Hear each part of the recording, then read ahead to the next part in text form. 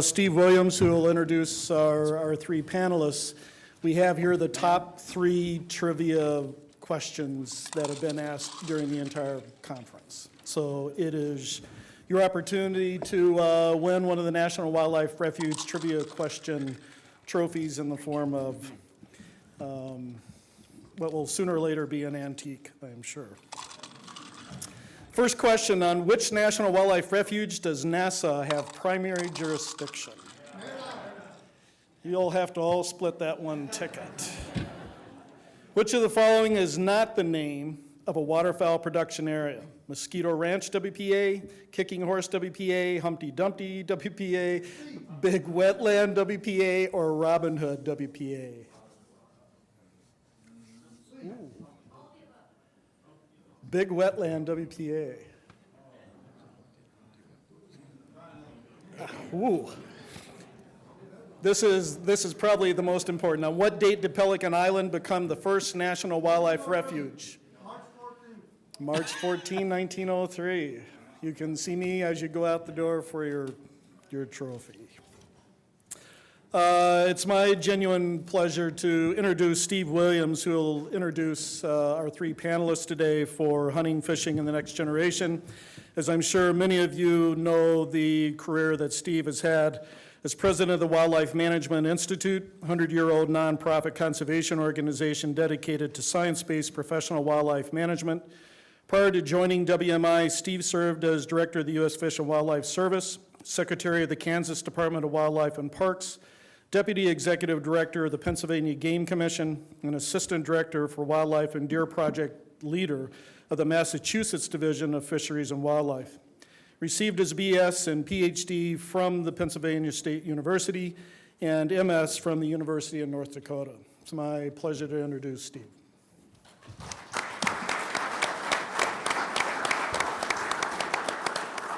Thank you very much. It's obvious from my what he just read that I can't hold a job very long. Hope to hold this one for a while, but I'm really pleased that in this conference that there is a session that deals with hunting and fishing in the next generation. It's entirely appropriate.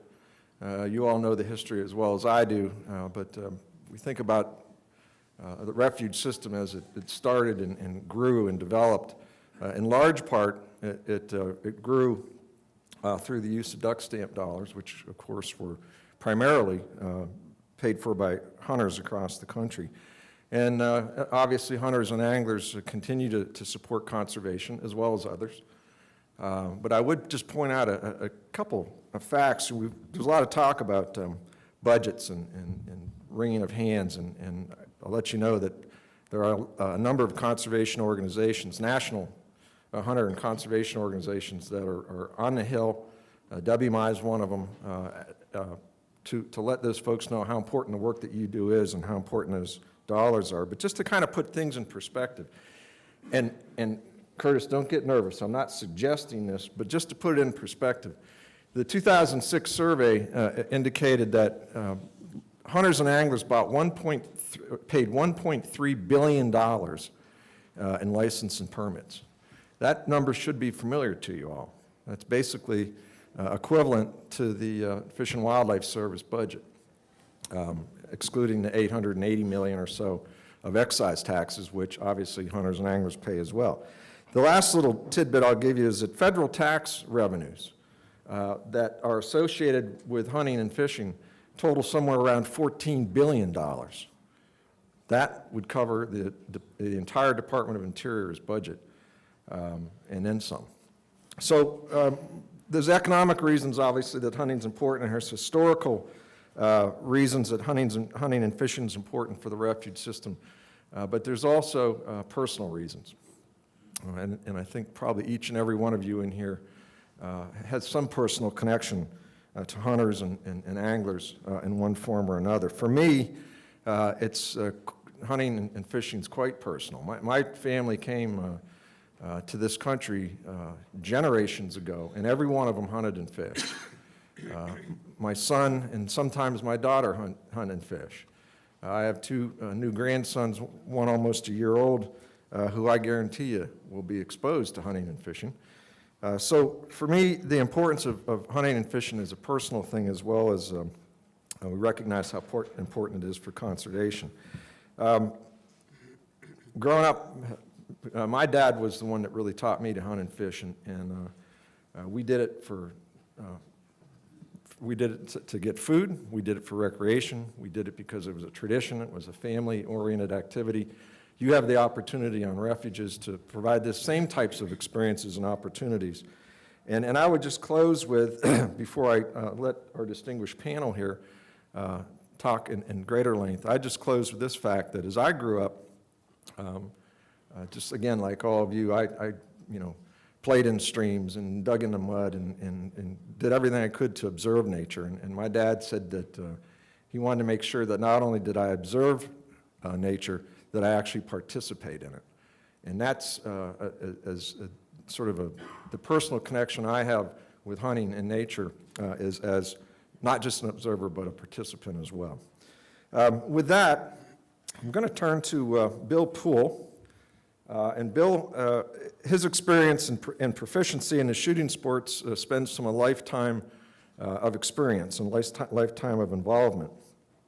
Bill once stated, "I cannot remember ever not owning a firearm." I'm assuming you don't have one on you right now, but you might. Who knows?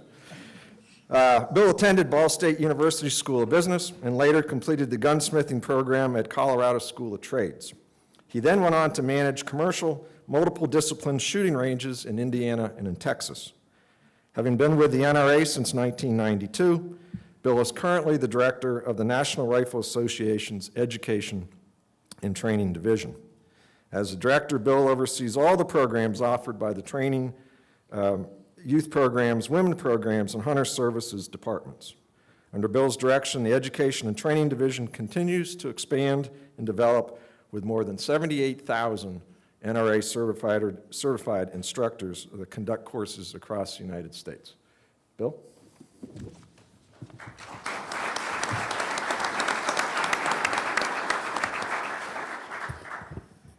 Thanks, Steve. And Keith, I guess I owe you $2. We had a little bet on whether or not we'd even get the front row filled up with this being right after lunch and everybody getting such a robust meal, but I guess I lost on that one, my friend. So, not long ago, a group of friends of mine and I were sitting around talking about what was going on in the world and about our jobs and one thing or the other. And a friend said, well, Bill, how'd you end up being such a gun nut and working at the National Rifle Association? And I just shot him back a quick answer. It's kind of hobby turned it into vocation and let it go at that. But later I got to thinking more about his question and how it was I really got started in the shooting sports, how I became a sport shooter and how I became a hunter. And more importantly, how I have stayed involved in these activities throughout my entire life. As what's left of my memory started to kick in, the answers started to come forward, and I very clearly remember the very first time I shot a firearm. It was at Boy Scout Camp Red Wing in Indiana, and I remember, more than anything, the thrill of shooting a real gun. I remember the pride that I felt when I scored my first bullseye. It was fantastic fun. It was more fun than playing baseball or riding a bicycle added together. But I also remember the instructor who helped me, first with safety, and then with the development of my marksmanship skills. And I recall his directions from way back then. Sight alignment, trigger control. Many of you are shaking your heads, you know those directions as well. And today, many years later, I still say those words to myself just before I take a shot. But then the thought struck me, without that first opportunity, would I be here today? Or would I have ended up in our family's real estate business playing golf and tennis on the weekends? Well, the odds are good I would have ended up just where I am, because I was fortunate and had other opportunities. Like Steve, my father was an avid hunter, and not long after my Boy Scout experience, he took me hunting for the first time. Again, the thrill was unequaled. Carrying a real gun with real bullets, real shells, of course, and the opportunity to make a shot that might make my father proud and give me an opportunity to gain his admiration. And thanks to a slow-moving rabbit, all my hopes were answered. So chalk up another experience. I'm definitely hooked, and now I'm destined. But times are different today. We all know that. There are many activities vying for the leisure time of America's youth.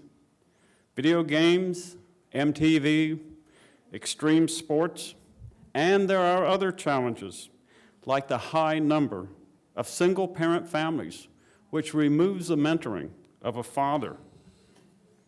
And then let's face it, it's more difficult to hunt today. But there is good news. There is a bright side. The recruitment and the retention of youth in the shooting sports is alive and well. If you are thinking about doing more with youth, it might just be easier than you think.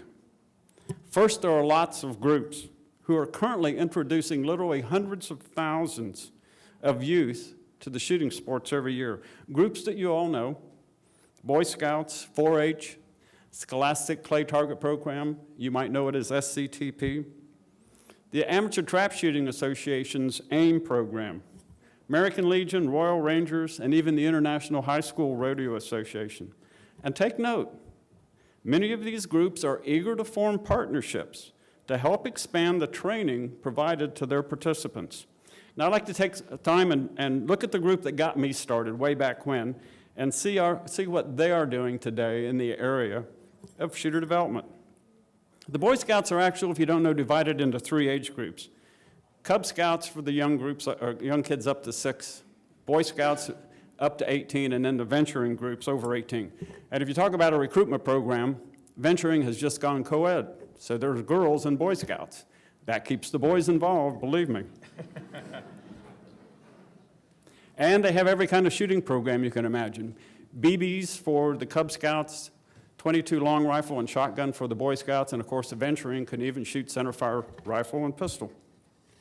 But the heart of their program exists at the Boy Scout level. They have 815,000 members at that level. And every summer, some 485,000 Boy Scouts attend a summer camp where shooting is offered in the form of either small bore rifle or shotgun. From my personal observation, the lines are very long at these shooting ranges. They all want to shoot, and for many, it's their very first experience, and they all come away wanting more, and there is more for them. Boy Scouts offers a rifle and shotgun shooting merit badge, and of the 125 merit badges offered by Boy Scouts, which covers just about every type of outdoor activity you can think of, the rifle shooting merit badge places 12th. And out of 125, that's a pretty good showing. Over 50,000 Boy Scouts earn the rifle shooting merit badge every year, and another 25,000 earn the shotgun. And all of these youngsters want to shoot. Now, I mentioned earlier there are a lot of activities vying for the attention of our young people. They have video games that we couldn't even have imagined, and who in the heck knew what a half pipe was back when we were kids? So how does shooting stack up against these distractions? Using, again, the Boy Scout model, at their 2010 Jamboree, which attracted some 100,000 youth from all over the United States to Fort A.P. Hill in Virginia, there was a full menu of activities for them to choose from: rappelling, motocross, bikeathon, archery, and trap shooting, just to name a few. Motocross proved to be the most popular activity, with some 51,000 scouts participating. But right behind trap shooting, or right behind was trap shooting, with 47,000 young shooters going through the ranges. Again, the point is, kids love to shoot. It's hands-on, it's the real deal. They just need the opportunity. Boy Scouts headquarters knows how powerful the shooting sports are as a recruitment tool to bring youth into scouting, so much so that they are now starting year-round shooting programs using existing activities like NRA's Marksmanship Qualification Program as a tool to provide an ongoing program which will improve the kids' skills and knowledge while offering a variety of awards that they can earn as they learn, and all at a self-imposed pace. They are using the shooting sports to recruit them, and they are using the shooting sports to retain them. And you can do the same thing. If your organization or agency wants to get more involved with a youth shooting program, by partnering with a local Boy Scout council, you can open the door to a ready-made group of youngsters looking for more opportunities. Or if you want to start your own program, you don't have to look very far to find a model among state agencies. Just look at Arkansas. In 2006, Arkansas Fish and Game, under the guidance of Director Lauren Hitchcock, initiated a youth recruitment program using American-style trap as the shooting format.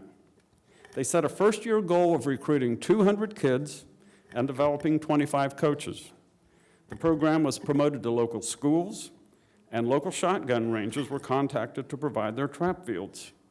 At year's end, 918 kids had participated in the program, and 125 coaches were developed. Now, wanting to provide a standard among the training program for the coaches, they adopted the NRA USA Shooting Shotgun Coach Program, which is endorsed by all the shotgun NGBs, and that program is available for you to use as well. They now have over 300 coaches, and in 2010, 5,200 kids participated, making it one of the most successful youth recruitment programs of all time. And as a side note, it's just not a one-shot deal for these kids. 5 of their shooters have become so good that they were recruited to the U.S. Olympic Shotgun Development Team. But for my dollar, the bigger accomplishment of this entire effort is that over the last 5 years, the program has been in place. They have recruited and trained over 18,000 kids in shotgun shooting. It's a ready-made audience of probable future hunting license purchasers who already know how to shoot and are far more likely to be successful long-term hunters. I think that's an important point to make. It is imperative the kids get properly trained before they go hunting. We all know hunter safety is an essential requirement, but let's not overlook the development of the shooting skills. Many states' hunter education courses do not include live fire. One thing that will turn a new hunter away very quickly is not to be able to enjoy the success of the hunt because they don't shoot well. That's why all of these recruitment programs with a shooting component are so important. Successful shooters will be better prepared to be successful hunters, and it will turn recruitment into retention. Now, in 1985, the NRA introduced the Youth Hunter Education Challenge Program just for that purpose. The challenge consists of 4 shooting events and 4 skills events. Local events can get started with just 1 shooting event and 1 skills event. The kids who take the challenge gain the knowledge and the skills that will greatly increase their opportunity to become successful hunters. I have a short video now that I'd like to show to explain what the Youth Hunter Education Challenge is all about, provided my technology doesn't let me down here.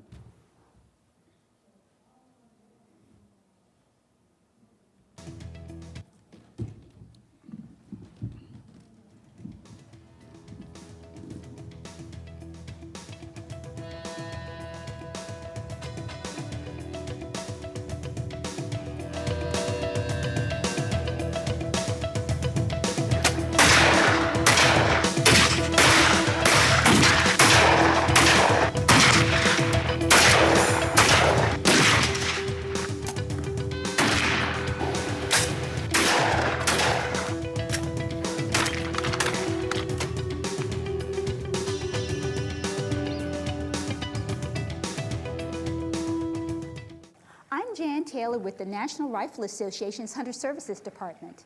Out here today in beautiful Virginia scouting for my next hunting trip. You know I love the outdoors, the smell, the feel of it. Being out here reminds me of my role in nature's cycle, especially when I'm hunting.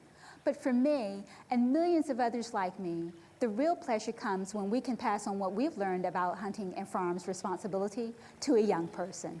With that same objective in mind, the National Rifle Association developed the Youth Hunter Education Challenge Program, the most comprehensive hunter training program in North America today. Let's take a look.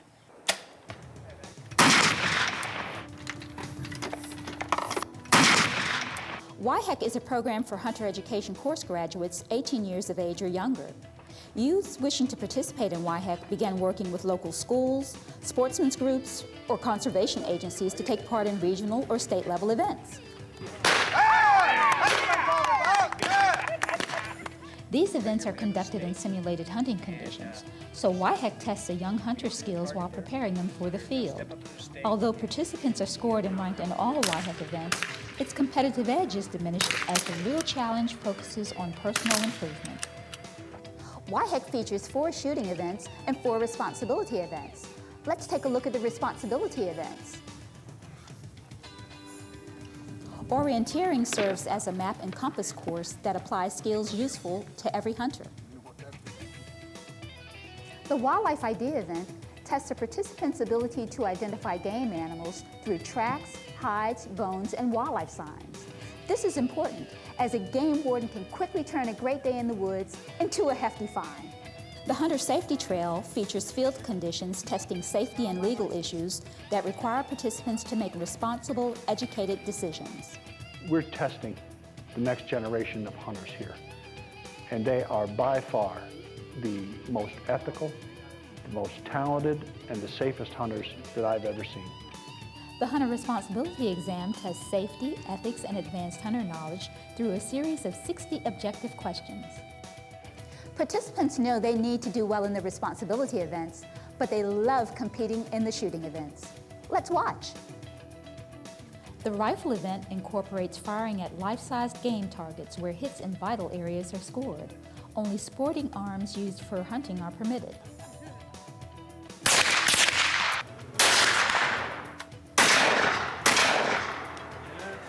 Shotgun provides shooting over a hunter's clays course that simulates different bird or running game animal situations. Ball.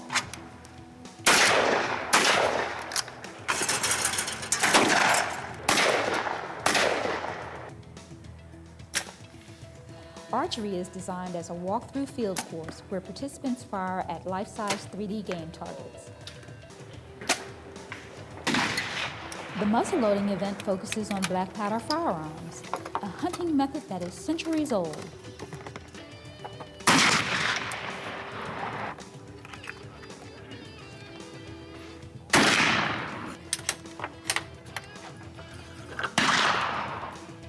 You've just seen some of the excitement of YHEC, and I've covered the required shooting and responsibility events, but there's another requirement at YHEC, the fun.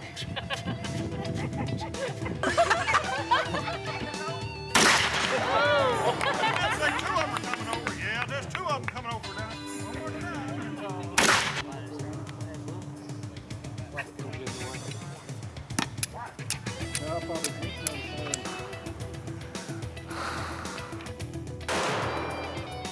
You got a little purple shell there. You want to trade that?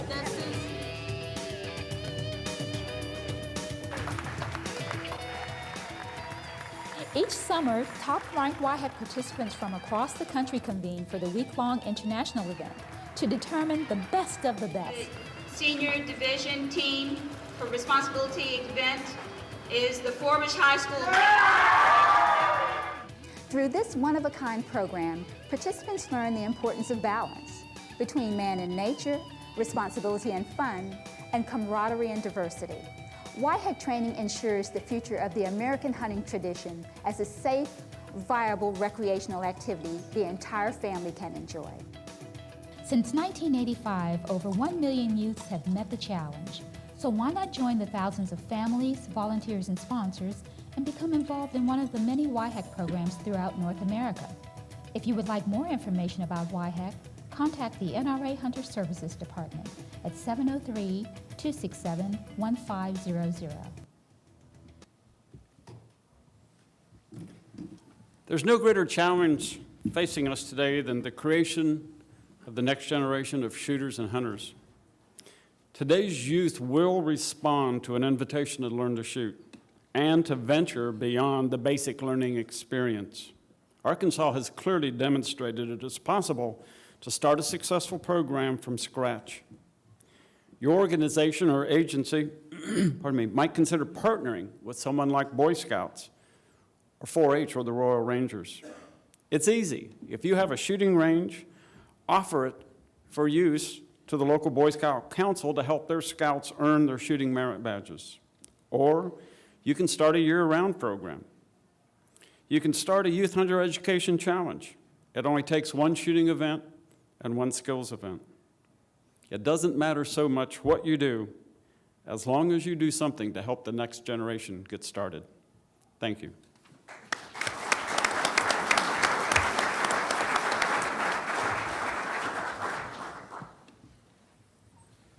Thank you, Bill. I appreciate that. Keith, are you ready to go here? You know, you mentioned how kids love that. It's really the ultimate remote control. Kids spend so time, you know, pointing at the TV and clicking it. Shooting sporting clays, I love to watch kids do that because you don't have to be quarterback of the high school football team or, you know, play field hockey or whatever, and they can still enjoy these activities. Well, Keith Weaver is our next speaker. He's one of you all in the U.S. Fish and Wildlife Service. He currently serves as project leader for the Central Arkansas National Wildlife Complex. He's also managed National Wildlife Refuges in Vermont, Maryland, and Virginia, as well as serving in various biologist and technician positions in Mississippi, Louisiana, Tennessee, Maryland, and Pennsylvania for the U.S. Fish and Wildlife Service, the Forest Service, Wildlife Services, and the Pennsylvania Game Commission. Keith received a BS in biology from the Pennsylvania State University, and we'll see how well he does. If he doesn't do real well, I'm going to tell some stories about the Rathskeller, the Lion's Den, and some of those hot spots. We happen to overlap a bit at Penn State. He received an MS in wildlife ecology from Mississippi State University and a PhD in ecology from the University of Tennessee. His personal interests include hunting, hunting dogs, traveling, and church activities. Our next speaker is Keith Weaver.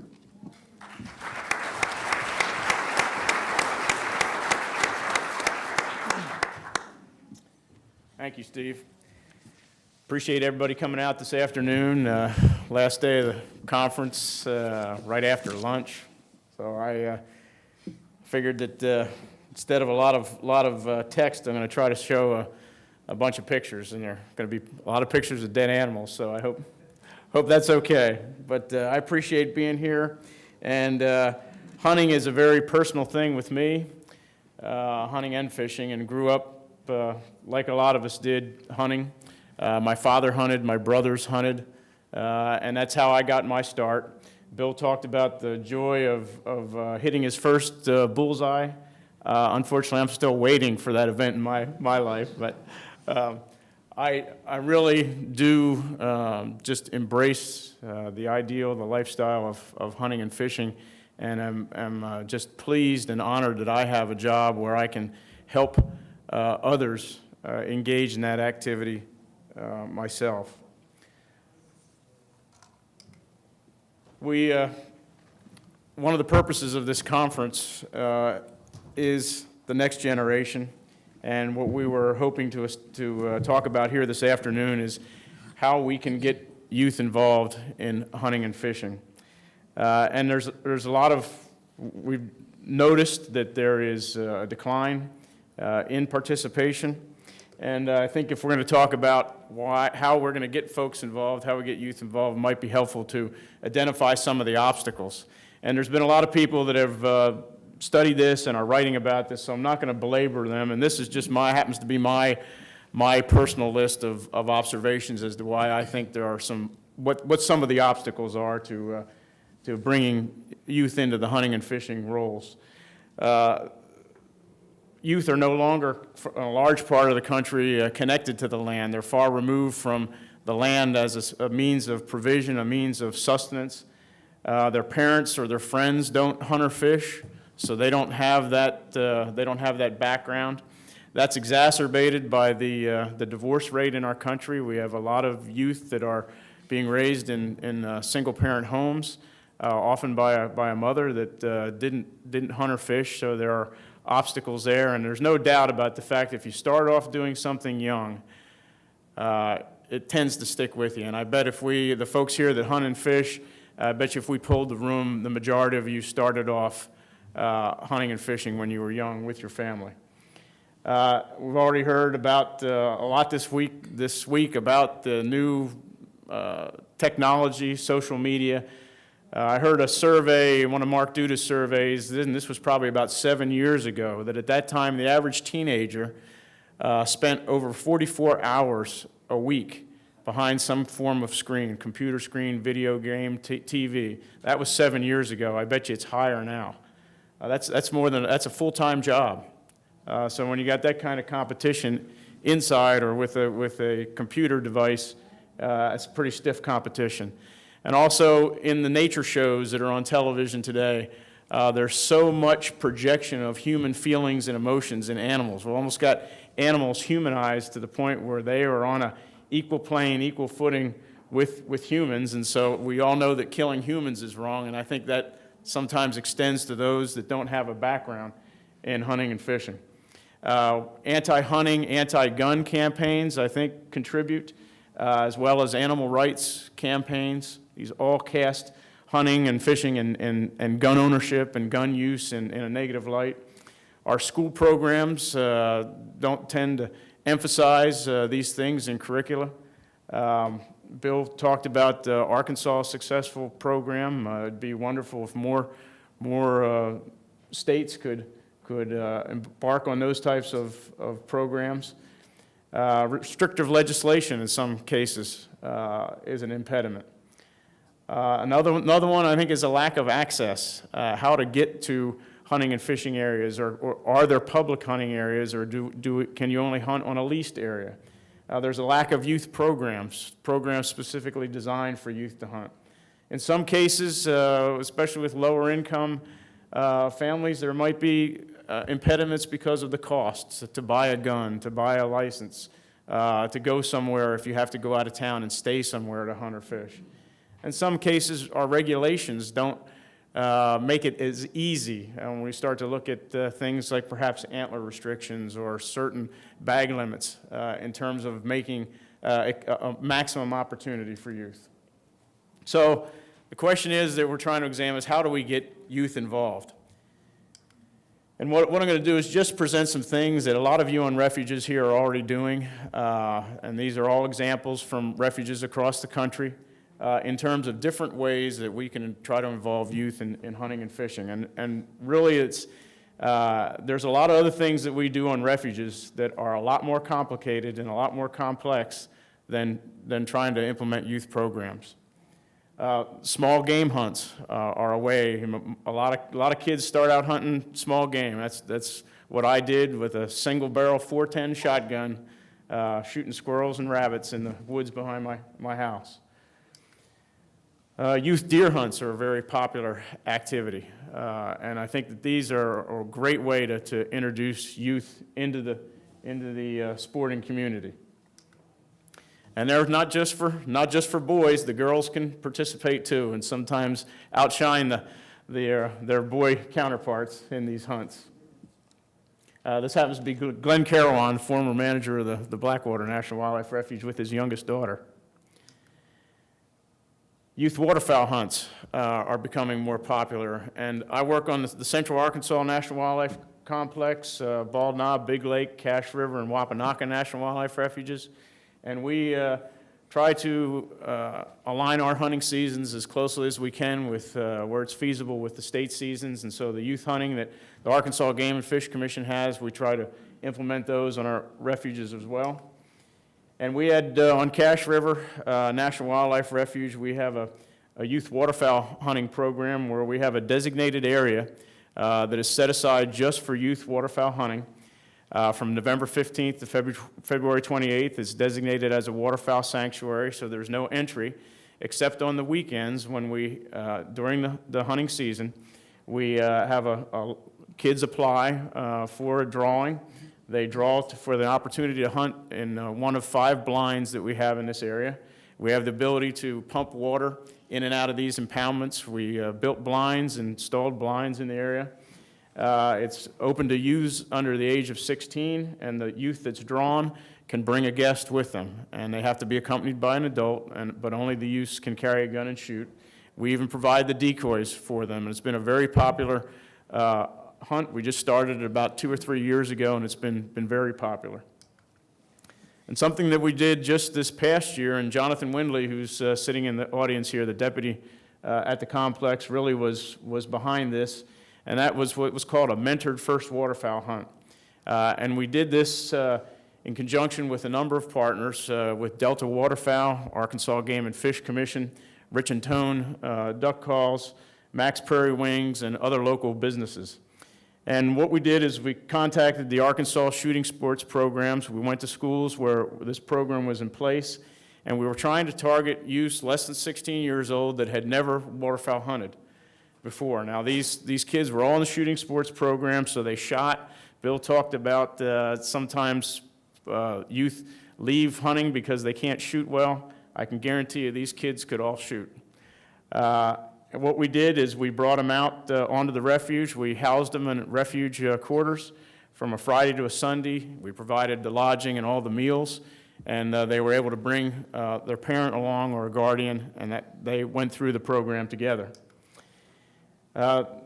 They were selected on the basis of an essay contest. We asked 2 questions. What can you do to promote conservation and recruitment of youth into hunting? And why should you be selected to come on this hunt? And it was we formed a panel, and it was based on these essays that the 5 youth were selected.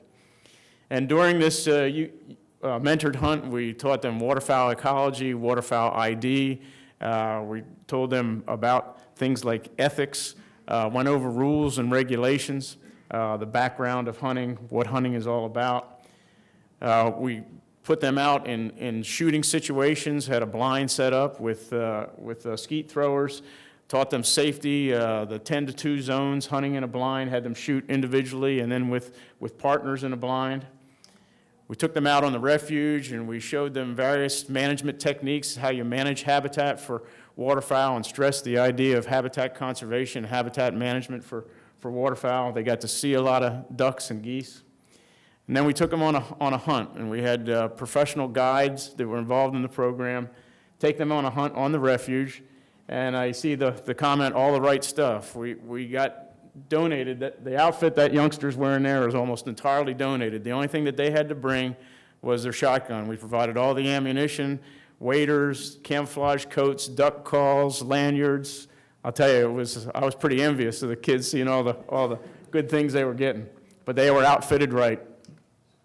And then we had some really expert folks doing the calling and teaching them how to put out decoys, how to call, the strategies and techniques of shooting. And it was just a great day. Got it all on film. And as a matter of fact, if any of you have seen the Rich and Tone TV series, it's actually airing this week on a segment. And we had the 5 kids. They shot 17 ducks. Every one of them shot at least 1 duck. One boy actually tripled on teal. 3 shots, 3 teal down on the water. So it was, as I said, the kids could shoot. It was a really great event. We brought them back from the field, and then we taught them how to prepare the game, gave them some anatomy, physiology lessons when you're looking at the entrails and the insides of ducks, about how they fly, how they digest their food.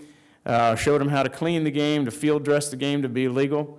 And then we had some pretty good chefs that were there that prepared all these ducks and different recipes, and we all got to participate in eating the harvest. So it was just a full cycle that we brought them through in the course of a weekend. And we can't wait. Last year was the first year we did this, and we cannot wait to do it again this year.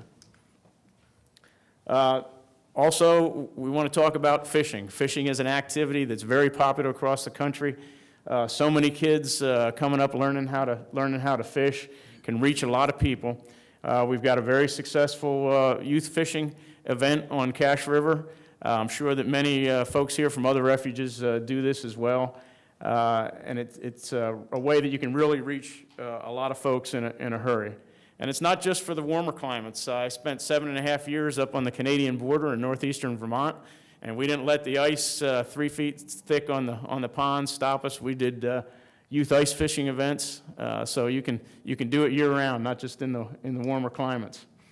And you know, in a lot of cases, you may not be able to have the opportunity or have the place on your refuge to, or your area to do that, but perhaps you could go to a nearby state wildlife management area or some other area where you can partner with another group or another organization and perhaps hold it on their property if you don't have a suitable place on yours.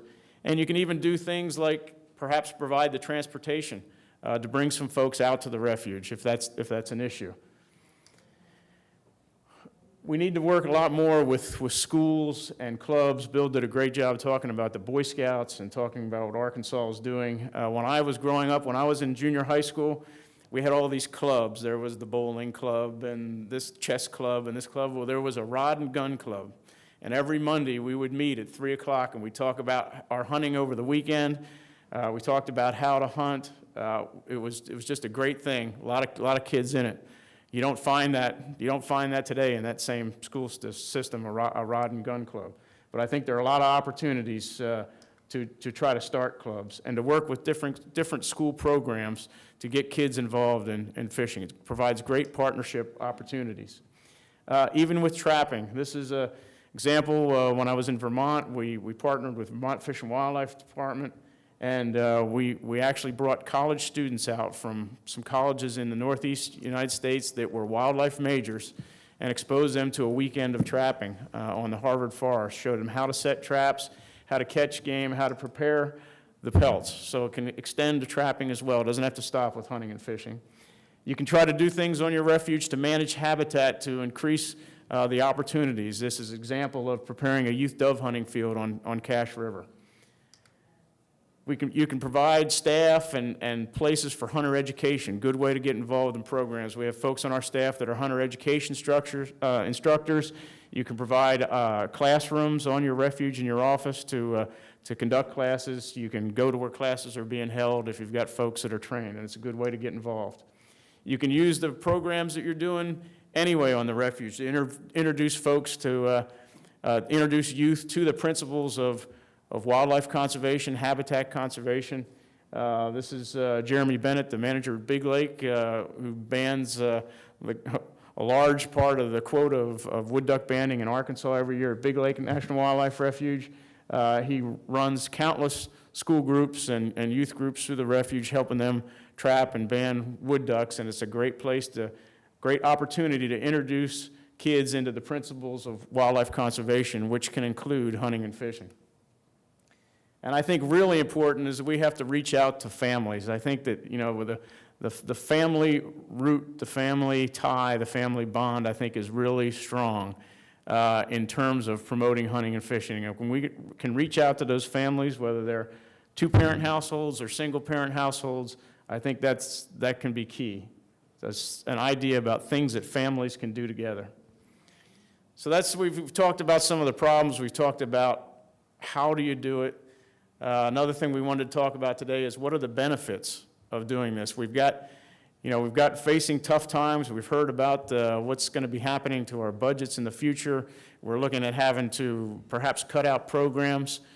Well, we need to think about what kind of programs are going to be our priorities and what are the benefits of youth hunting and fishing programs that would prompt us to continue to maintain these types of programs in light of tough budget times ahead. And probably the greatest reason I can think about to involve youth is to get them outside, get them outside and get them out in the wildlife habitat and let them see it. We heard this morning about seeing, feeling, and understanding, and you can do that with hunting and fishing.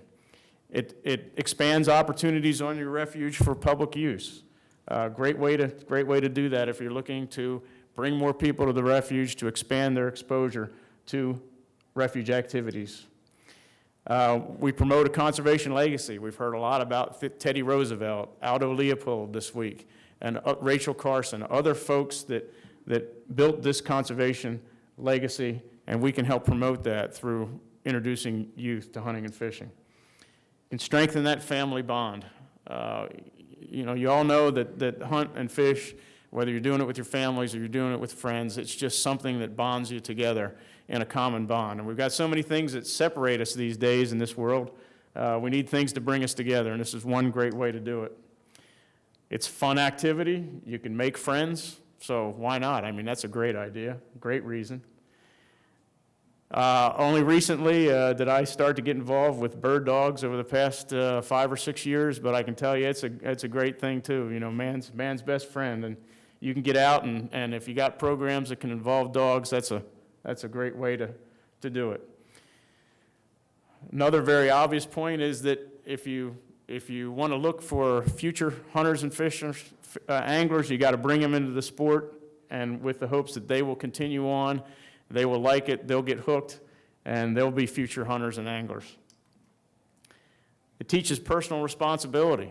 Bill talked about gun handling, and it's the real deal. There's a lot of responsibility to handling a firearm, a lot of responsibility to harvesting wildlife. So it's a great opportunity to teach personal responsibility. Great opportunity to get kids hooked on fishing, not on drugs. Hooked on fishing, not on whatever it may be that's not a positive activity.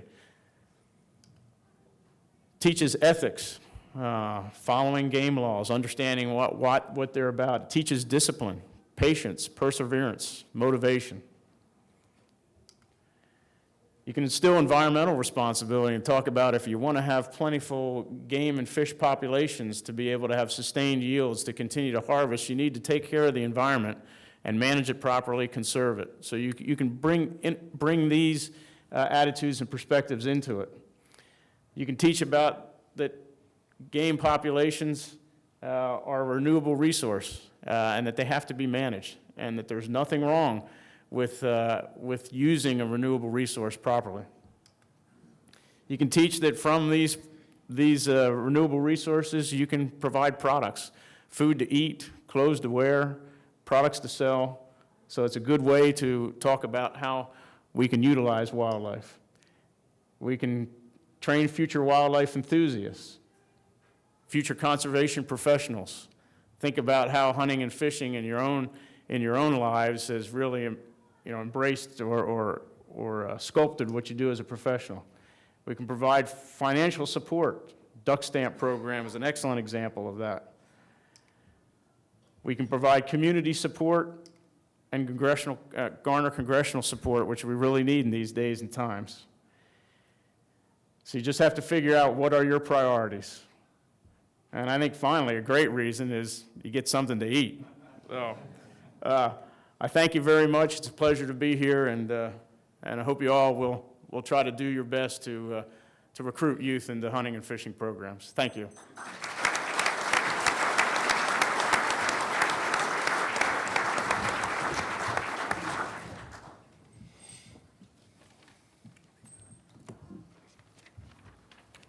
Thank you, Keith. That was a great presentation and lots of ideas on how to involve youth and other folks in hunting on refuges.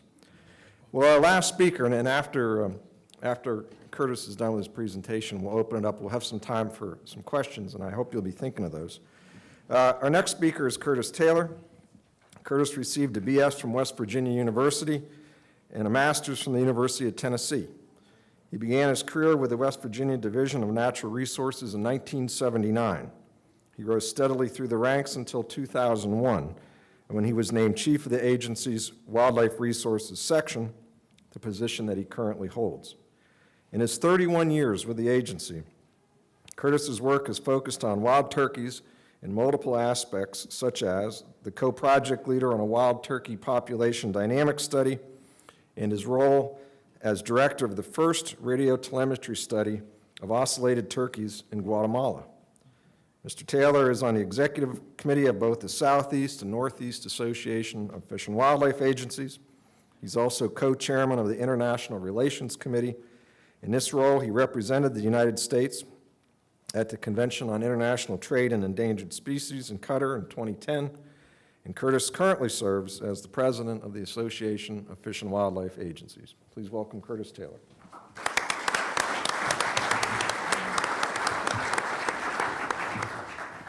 Thank you, Steve. Well, that's the danger in being last, is Bill and Keith have laid out the groundwork of what you need to do on your refuges. But I'm going to take a little different twist on this. Unlike the typical West Virginian, I didn't grow up hunting or fishing with my dad because he got killed. So I had my buddies to rely on, and the only rule I had was I couldn't go farther from the house if my mom came out and screamed at me that I couldn't be there in 10 or 15 minutes. And to put it in perspective, how many of you in here have seen October Skies or read the book Rocket Boys? That's where I grew up, Southern Coalfields.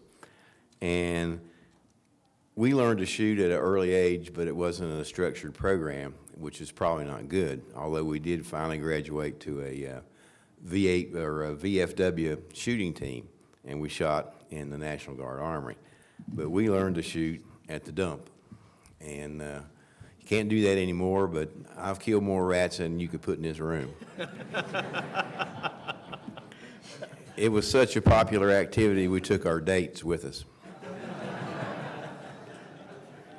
And to put it again in perspective, when I grew up, by the second Saturday of squirrel season, if you didn't have 6 squirrel tails hanging off the antenna of your truck, you were not going to get a date.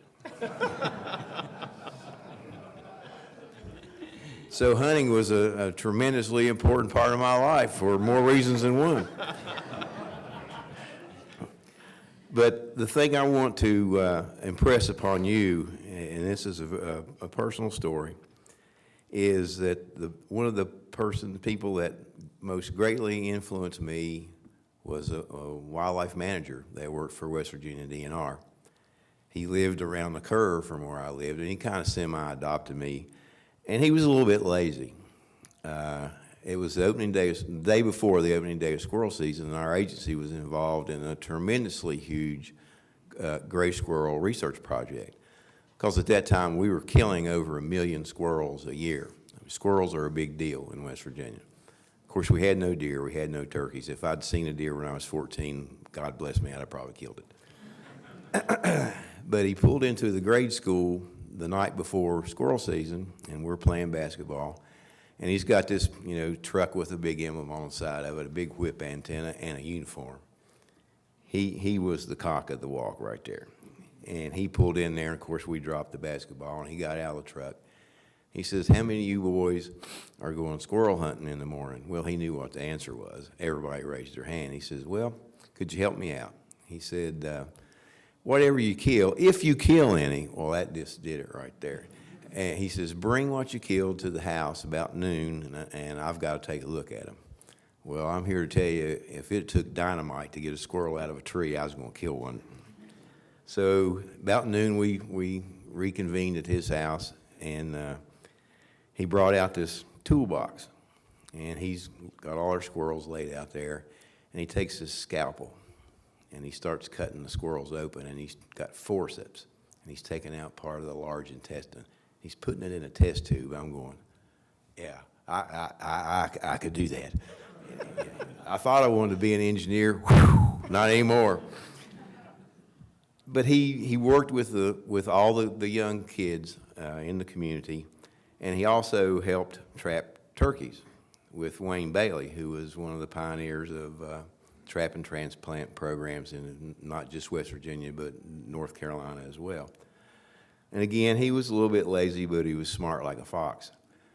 They'd go in the woods in the National Forest where, most of our wild turkeys retreated to. We never completely lost our turkey population, but they would spend a couple of weeks trapping turkeys and moving them to other places. Well, after a couple of weeks, the net gets pretty full of sticks and feathers, and it has to be cleaned.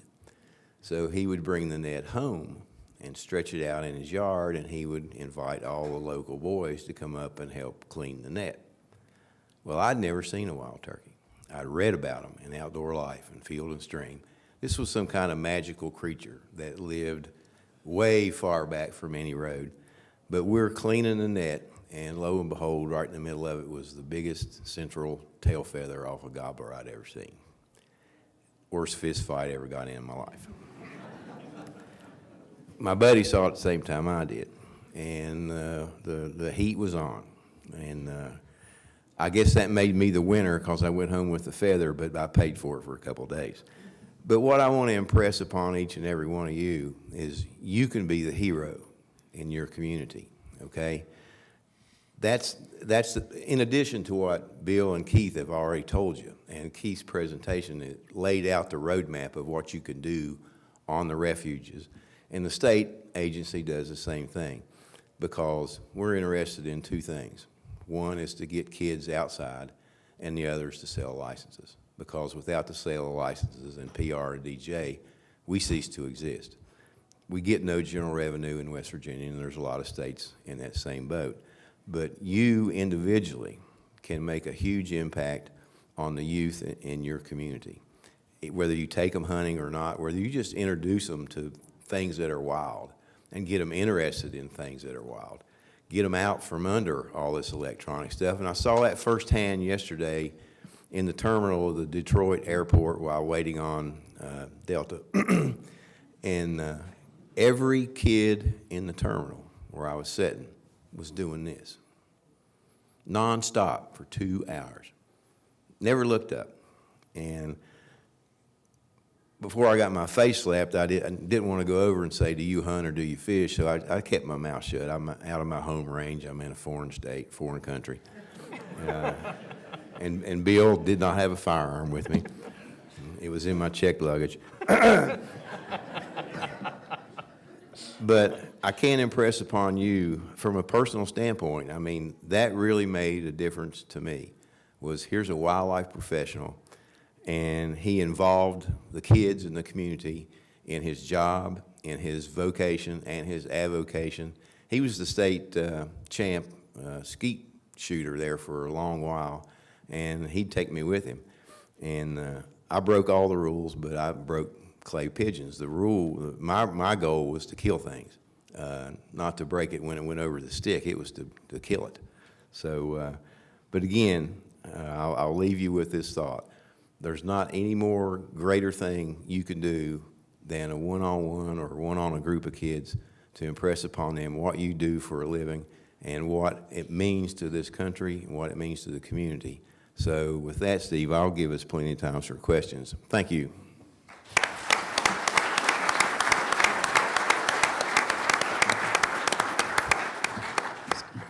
Thank you, Curtis. We do have some time for questions. You've got someone here with Bill Poole representing the NRA, the NGOs. You've got Keith Weaver, Fish and Wildlife Service employee with many years in refuges, and then Curtis Taylor from the state perspective. These folks know quite a bit about it, and here's your opportunity to ask them any questions. Don't be shy. If you would, there's a mic up here, just so everybody can hear your question.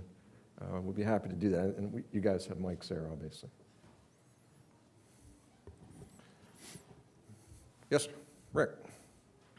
A lot of managers,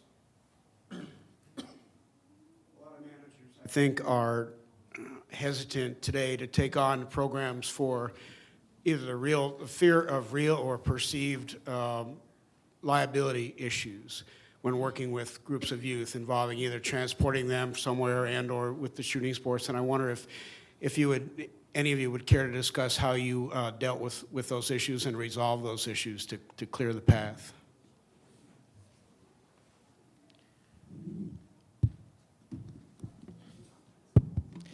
Just in reference to the case study that I showed with the mentored first waterfowl hunt on Cache River, it was actually pretty easy with partnering with Delta Waterfowl, and this was a Delta Waterfowl program.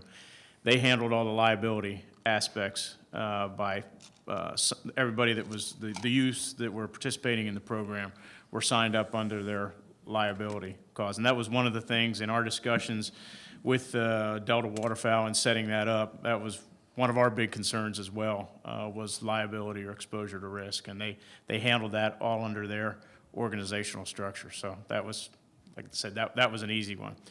In terms of our regular programs, we don't do anything special for liability, youth fishing or the youth waterfowl hunts, because we do have the great fortune on these refuges that we have very liberal hunting programs, in a lot of cases virtually the same as the state seasons and regulations. So we don't really see that much increased level of risk or exposure in terms of having kids involved in these programs. It's a definitely a concern. I just might add to that, there are a number of states that have laws on the books that if you are involved in recreational activities, which include hunting and fishing, that you're not liable for those things that go on during those activities. Not every state, but there are quite a few that have those laws on the books. They couldn't have answered all your questions. They're good, but I'm not sure they're that good. So. Anybody else has any questions? Well, if not, I don't know if you want to have any last words. Bill, go ahead. Yeah, not so much a question, it's just a comment. I know funding's an issue for everyone, and I don't know how many of you are aware of the NRA's Friends of NRA program, but it's similar to many other fundraising banquets and activities, but we raise about $18 million a year, half of which stays in the state where it's raised. So there's $9 million up for grabs every year. Well over 80% of that money is consumed by youth activities. So I don't know whether you're all familiar with the term free money. It prevails in my family, mostly from my wife. Like if she, and it typically is, you know, applicable to my paycheck. But no, but there is no such thing as free money. So there's, you know, there's always a little bit of something involved. But money coming from the NRA Foundation needs only to be qualified, you know, for the expenditure. So it doesn't mean if you qualify, if you apply for a grant, a state level grant for a program, a shooting program within your area, it doesn't mean you just get a check from the NRA and it says, hey, go have a good time. It means you're going to have to apply. You're going to have to, you know, you have to define what it is you're going to do, and then have to account for it afterwards, because the IRS holds, you know, the NRA Foundation accountable. So all that documentation has to be. But if once you get into the system and once you develop a relationship with the state level Friends of NRA committees, and they understand what your program is and how it benefits youth and how it benefits the shooting sports, I can promise you in years to come, your application will be given very close consideration. A couple of the programs that I talked about during my presentation was the NRA's Marksmanship Qualification Program, which is a great program. It's all multidiscipline, covers every activity, from air gun right up to shotgun and centerfire rifle. But if you're looking for a way to get kids started and to offer ongoing progression. Every week there can be a new challenge, a new accomplishment. I brought, unfortunately, an embarrassing small supply, but please feel free to take these. If we run out, and if you would leave your business card, I'll certainly see to it that we get one sent to you. And the other booklet that I have here is on the Youth Hunter Education Challenge for YHAC program, and same with that. If we run out, just leave your card here in place of it, and I'll be sure to see to it that you get a copy. Okay, thank you, Bill. Keith. I'd just like to pull the room. I'd like anybody that works on a refuge, if you could raise your hand if you work on a refuge. Wow, okay. Keep your hands up. If you have some sort of youth fishing program, put your hand. No, let me. I didn't do that very well. Sorry. You can put your hands down. If you've got a youth fishing program, raise your hand. Okay, how about a youth hunting program? Okay, all right, thank you. What I wanted to say was that you know, when we're looking at times ahead in terms of tough budgets, not having enough resources to do what we would like to do, all this competition of time for youth activities. When you look at photos that like have been shown to you here this afternoon, when a family's got their child hauling in a big catfish, they catch a bunch of catfish out of the pond from the youth event, to take it home, they eat it, and they say, boy, that's good. Or their son or daughter kills a deer on the refuge in a youth hunt. That really garners, as you know, great support from the family, great support from the community. And when you're going out to the community with a management plan, you're going out to the community with an expansion proposal for your refuge, you're going out with some type of program that you want to implement, it's a lot harder to criticize. I'm not going to say that it takes care of all the dissent. It doesn't. But it's a lot harder to criticize when your boys killed his first deer on the refuge, or your daughter caught a bunch of big fish and you had a nice fish fry. And we get these kind of comments back. The comments that we get from Youth Hunting and Fishing, and Jonathan Winley, who really was the inceptor of both the youth hunting program for waterfowl and the first the mentored waterfowl hunt. He can attest to it, as well as the fact that we get comments back about, my boy killed his first duck on the youth hunt. Boy, we appreciate the opportunity. We're hooked on duck hunting now. Folks, even going to the point of tears of the fact of what it meant to them to be able to come out to the refuge. And when you get that kind of community support, it really helps you when you're trying to do your other programs as well. So the benefits extend much beyond just youth. And then on the congressional side of things, those folks are voters. And if you've got folks that talk to their congressional delegations, it's hard for them to be negative across the board if they've see good things going on in the community. Second thing I'd like to just point out is that we know that partnerships, we have to engage in partnerships in order to get done what we want to do, because there's just not enough to go around at one place. So it's a great opportunity to partner with your state agency, great opportunity to partner with other groups, NRA or Ducks Unlimited or Delta Waterfowl, whatever the case may be. Really provides those inroads there to cooperate, and that helps in other programs as well. So that, and then just finally, just the joy you see in those kids' eyes when they've had a good day on your refuge is just, it just is really rewarding. So I just encourage you to keep it up, look for other ways to expand your opportunities, think outside the box in terms of what you might be able to do, and just get on out there and try to do it. Thank you.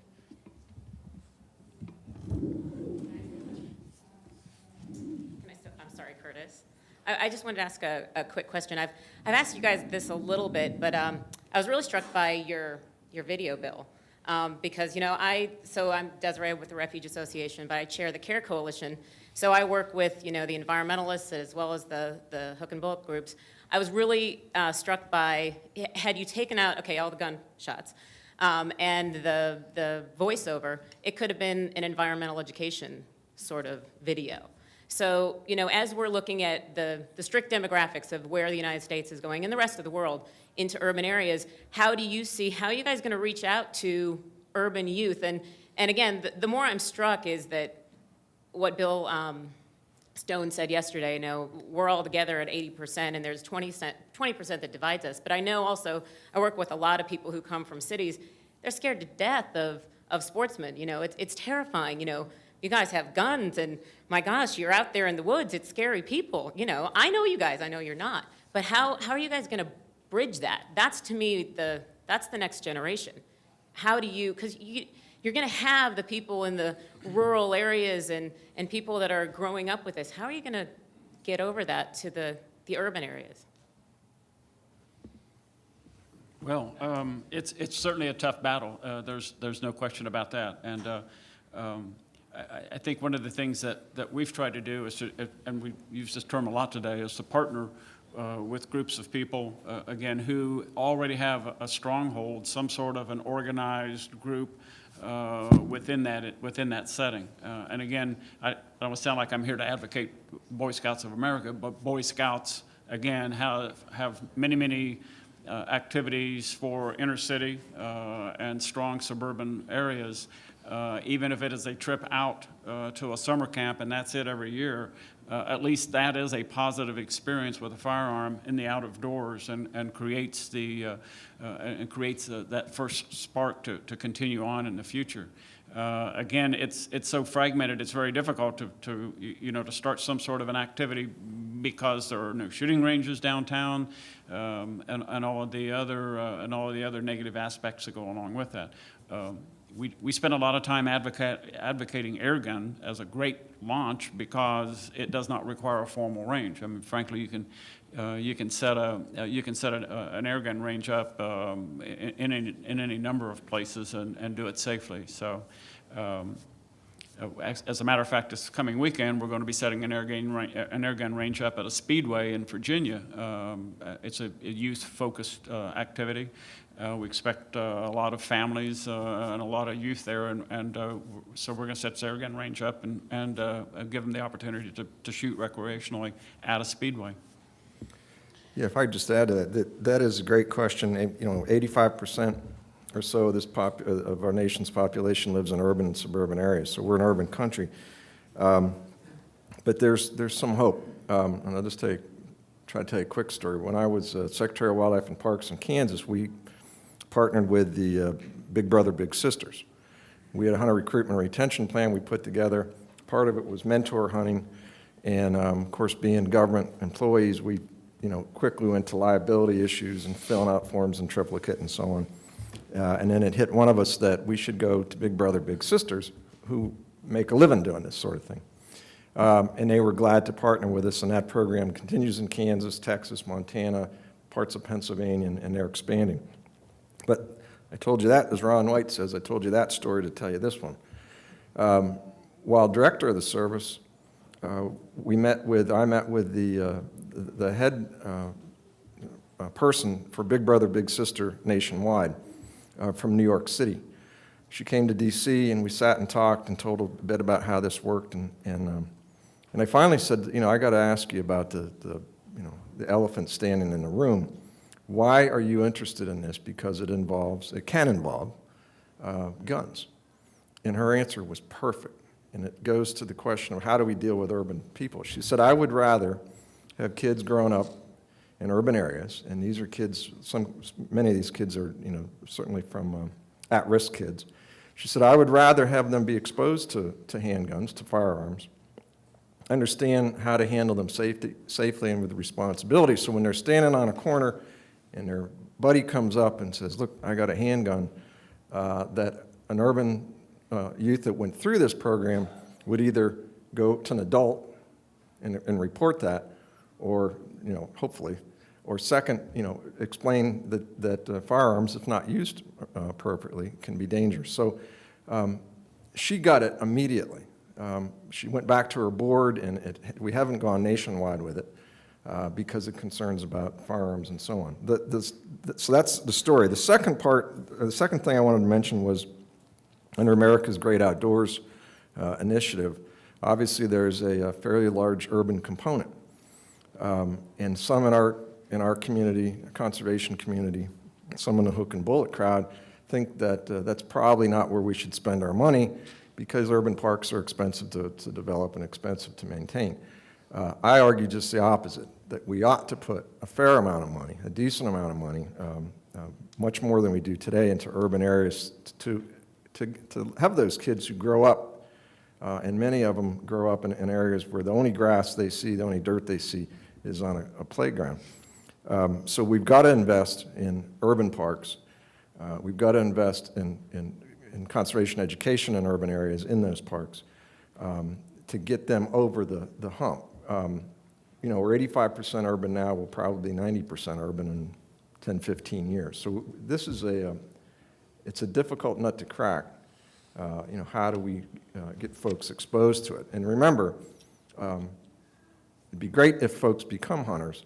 It's almost as great if they understand the role that hunting plays in conservation. And that we can do, hopefully, in schools and universities and so on. I don't know if anybody else wanted to add to that. There's one program that, and trust me, I'm not the one to answer questions about urban areas.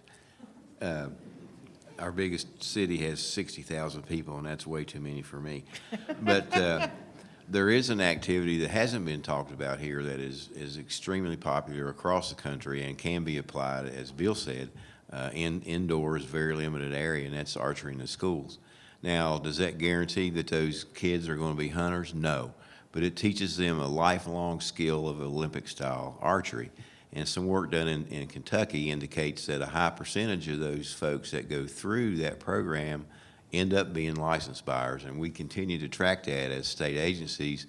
And at least in my state, one partner that we don't have in that program is the U.S. Fish and Wildlife Service. I went to the tournament last year, and in one afternoon, there were 20,000 arrows shot, which means 20,000 arrows have to be pulled out of the target. 20,000 arrows have to be scored. And when you talk about affecting the community and families, you look up in the bleachers, there's not only mom and dad and uncle and aunt, but there's grandma, grandpa, and they're all cheering for those kids. And it's some of our more smarter conservation groups have seen the writing on the wall, and they'll sponsor one of these teams. And I'll give you the best example I can think of is we took this program in West Virginia to the School for the Deaf and Blind. And it was done through a person that knew a person that knew a person that knew a person. It took us a while to do it. But we took it to the school, and the local chapter of the National Wild Turkey Federation sponsors this team. When that team hits the floor, they are a walking billboard for the National Wild Turkey Federation. The same could happen for U.S. Fish and Wildlife Service. The same could happen for your local refuge. And that's a program, doesn't matter how big you are, how small you are, how strong you are, because it uses that Genesis bow with you don't have to adjust the draw length. If you know anything about these bows, it's one size fits all. And it's been a tremendous success in West Virginia. We don't know where we're going to hold the next one. We have outgrown the biggest venue that we have. We may have to go to regional tournaments. But that's a way to involve a bunch of kids, do it in the school systems, do it in urban areas, do it in rural areas, and see what benefits you get. And while I've got the mic, I'm going to talk about youth hunts just for a second. We do all those. We even have a youth waterfowl hunt for all 3 waterfowl we have in the state. But I think we're really missing the boat because with youth deer hunts, okay, youth today are into instant gratification or they wouldn't be sitting there doing this. So what do? We stick a kid up a tree. It's freezing cold. He can't talk. And sometimes there's a pile of corn sitting out there. So he learns nothing except whoever took him will be back in a little bit to find him while they go get up a tree over a pile of corn. So a lot of times they don't have a good experience with that. And I go back to the youth small game hunts. I mean, dove hunts are perfect. It's warm, you can talk. It's more of a social event than it is a hunt. But the kid gets to go bang, bang. And he gets to do it quite often if you've got a good dove field. And I think a lot of times we put too much emphasis on youth deer hunts, youth turkey hunts. I'm here to tell you, I've turkey hunted for a long time. I get embarrassed a lot more than I kill stuff. We've even got, right now, there's a push in West Virginia for a youth bear hunt. Not a good idea. The adult doesn't have a gun. The kid wounds a bear. There's 25 plot hounds at the bottom of the tree, and the bear falls out, and all hell breaks loose. So as an agency, we're probably going to oppose a youth bear hunt. But a youth dove hunt, a youth squirrel hunt, we have an all-inclusive youth small game hunt where, you know, anything small game out there is legal, whether it be rabbits, squirrels, the 10 quail we have left. And but I think it's a good opportunity to teach kids that hunting is fun. And in the case of squirrel hunting, if you don't know one tree from another, you're not going to be very successful. So it's a good way to teach them woodsmanship, marksmanship, and have a good time at the same time. So that's my take on youth hunting is we all start off with deer, and I'm not sure that's the way to go. If a person's in our research, most of the kids on that youth deer hunt, they're already hunters. I mean, what do you do with something that weighs 120 pounds that's dead and it's got a lot of guts and you got a knife? What are you going to do? I mean, a squirrel's pretty easy. So anyway, that's my take on youth hunts, and you guys that are doing youth small game and youth dove, God bless you. We're out of time for questions. Just kidding. Go ahead. A survivor. Steve, I want to address a kind of a different issue. Steve, but I want to point out that urban people, of course, kill a lot of deer. They kill a lot of wildlife. Shortly after I left you this morning, along the path, you know, as I'm coming in, there's a white-tailed deer fawn. So they just kill them with automobiles, right? So the real question is how, and I think the problem is that when deer become that close to the public and they become that abundant, then the work has shown that they lose their perception as wildlife. And that's happened with urban deer and foxes and certainly Canada geese. And the question for me is, when are we going to take back the ownership of maintaining them as wildlife? And so far, the only way we know to do it is to be hunters. In other words, and how are we going to develop those? How are we going to develop the kind of hunts that not only control animal numbers, but change their behavior? And how are we going to kind of force that issue? It says, if you don't want to run over them, you have to give us a way to predate them that keeps them wild. Yeah. I worked in 3 states, and that's been an issue in 3 states, and particularly when it comes to white-tailed deer. I mean, I know you're aware, there are some of the best archery deer hunting in Pennsylvania, for example, occurs in Philadelphia and Pittsburgh. Some of the biggest deer are taken there. It's happening in Massachusetts. It's a painful deal. When I worked in Massachusetts, the town of Ipswich had the highest incidence of Lyme disease anywhere in the world at that time. And we fought with them they had an ordinance you couldn't hunt deer in town. Well, through 2 or 3 years, we fought with them. We got a deer hunt in Ipswich. And then about a year later, once the Lyme disease cropped up, we were fighting them in the legislature to close the deer season. They wanted it 365 days a year, so, which was odd.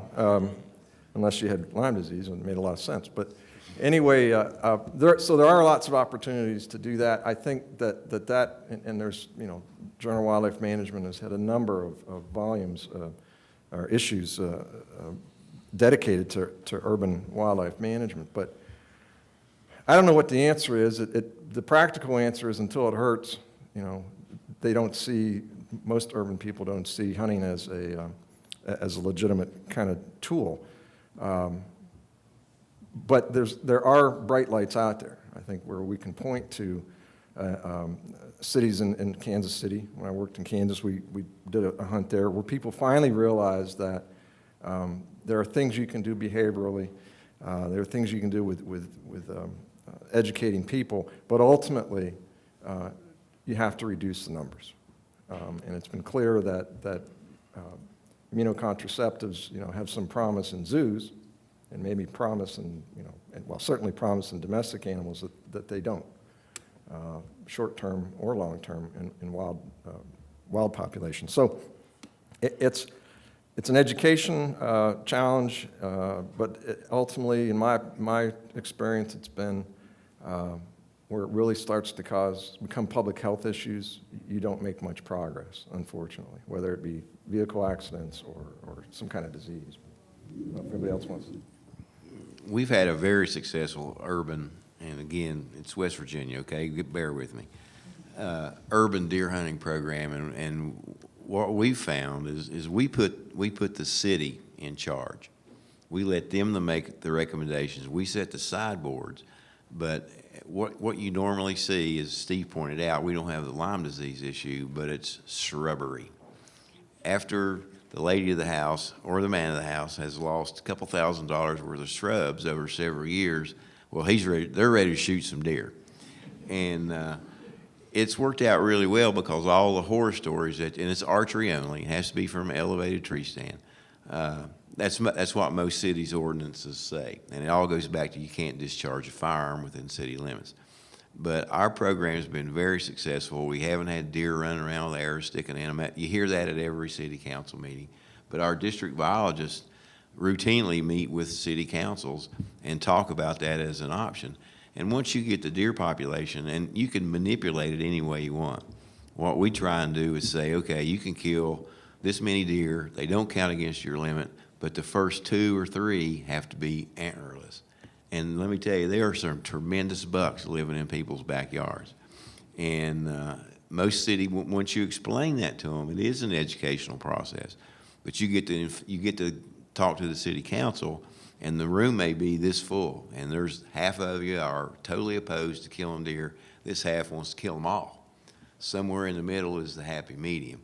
But after you have this over a period of time, and you do show an impact on deer, and they're not hitting as many with cars, they're not eating your clematis bush, then they say, well, you know, this hunting is not really a bad thing.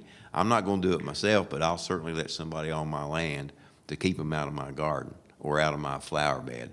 So urban hunting is a great tool, at least has been for us. And I think we added 3 more cities this year. We've expanded the program to subdivisions. Now, subdivisions have to apply, and they have to have, you know, covenants and all that. That's where you find the most contentious arguments is in a subdivision. But most of them come over to the right side of the fence, and one subdivision last year killed 80 deer. And it cut down on, you know, now when a deer sees a vehicle, it doesn't stand there, you know, with the classic deer in the headlights looks, it runs. So it does make an impact, but you can't expect it in 2 or 3 years. It's a long-term process. I'll see you're 80. When I was working in Pennsylvania, the Erie National Wildlife Refuge, a guy had a permit, he killed over 300 deer on that refuge because it was having impacts on agriculture around there. So anyway, we've just about run out of time. I want to thank the panel for excellent presentations. Let's give them a round of applause, please.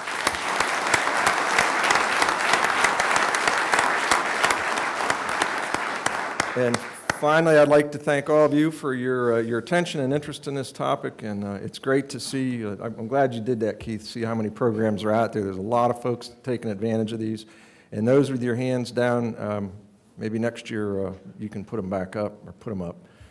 So anyway, thank you all for coming. Can you send me a copy of that? Sure.